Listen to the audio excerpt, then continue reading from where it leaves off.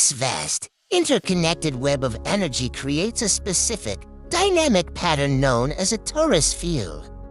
Picture a donut or a smoke ring. That's the basic shape of a torus.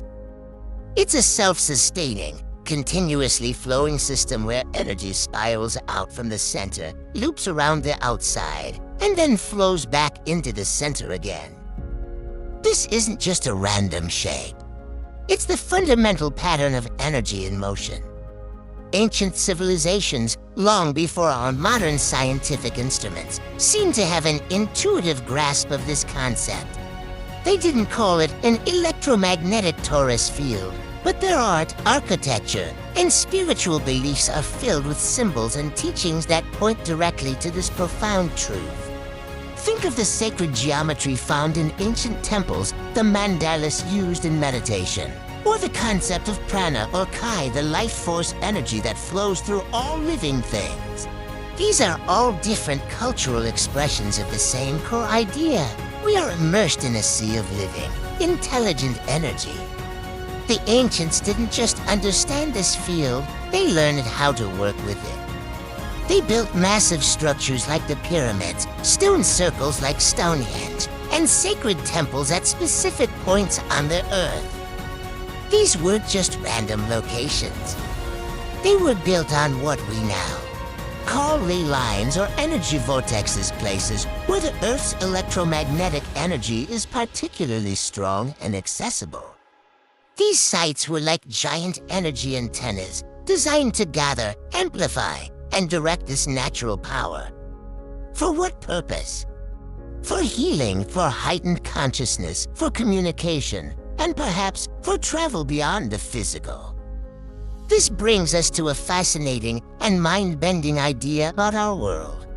What if our concept of Earth as a spinning ball in an infinite vacuum of space is incomplete?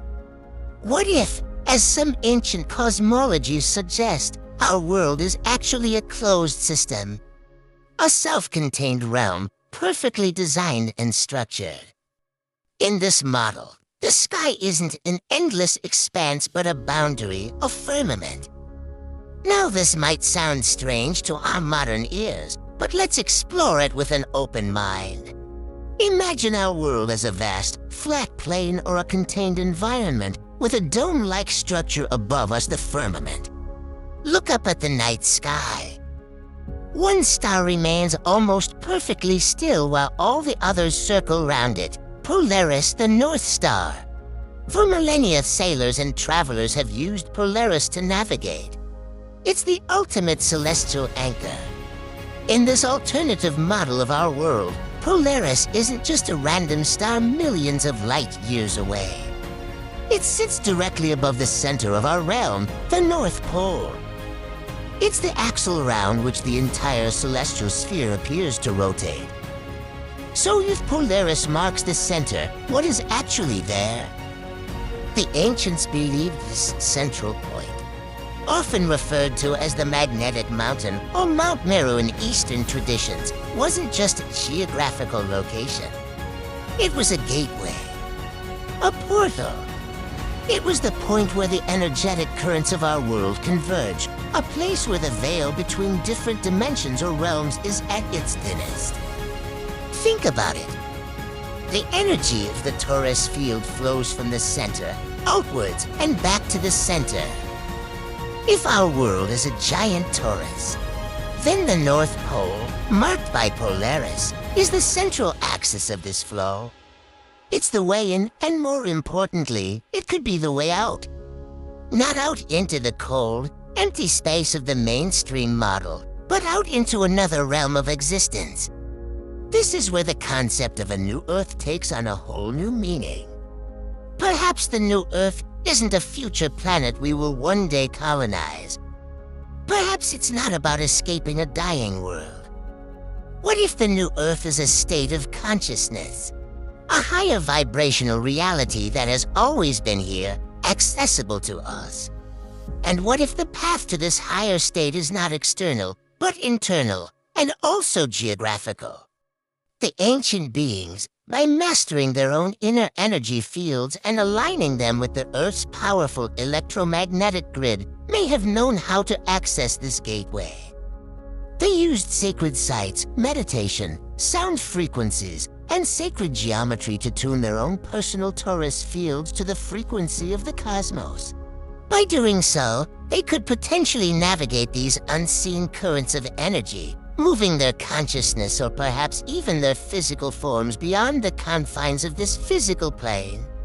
This isn't about escaping our reality, but about understanding its true nature and our true potential within it. We are not just passive observers, we are active participants in this cosmic energy dance. Our thoughts, our emotions, our intentions, they all generate electromagnetic frequencies that ripple out and interact with the world around us. When we live in fear, anger, and division, we contribute to a low-frequency, chaotic energy field. But when we cultivate love, compassion, and unity, we raise our own vibration and contribute to a more harmonious, coherent field.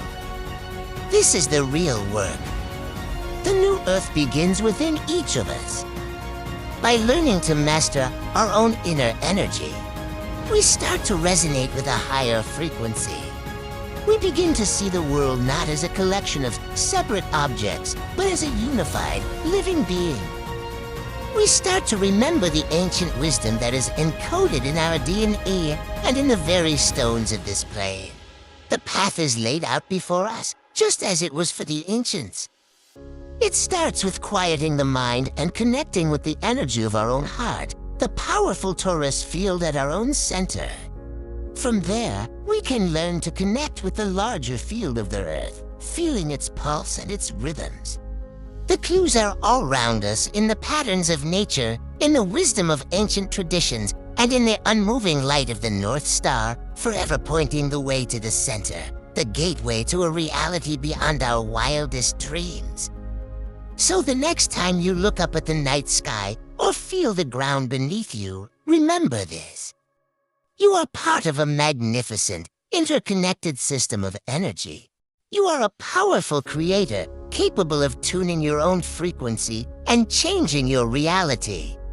The journey to the new Earth, the journey to the center, is the journey home. Thanks so much for watching. And if these ideas resonate with you, make sure to subscribe and join the conversation. Until next time, keep exploring, keep connecting, keep up the great work. Remember, you can't find something until you start looking for it.